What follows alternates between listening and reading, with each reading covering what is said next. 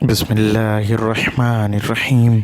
رسول اللہ صلی اللہ علیہ وآلہ وسلم نے بیت اللہ کی طرف دیکھا اور فرمایا، کیا کہنے اس گھر کے، اے خدا کے گھر تو کس قدر عظیم ہے، اور خدا کے نزدیک تیری حرمت کس قدر بلند ہے، لیکن باخدا مومن کی حرمت تجھ سے زیادہ عظمت رکھتی ہے۔ حضرت امام علی علیہ السلام نے فرمایا، حج کے سلسلے میں 1 درہم خرچ کرنے کا ثواب 1000 درہم ثواب کے برابر ہے۔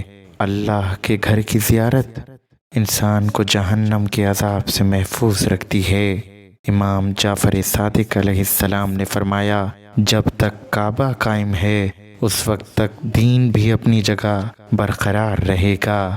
امام محمد باقر علیہ السلام نے فرمایا، مردے اپنی قبروں میں یہ آرزو کرتے ہیں، اے کاش وہ دنیا اور دنیا میں جو کچھ بھی ہے دے دیتے اور اس کے عوض انہیں ایک حج کا ثواب مل جاتا۔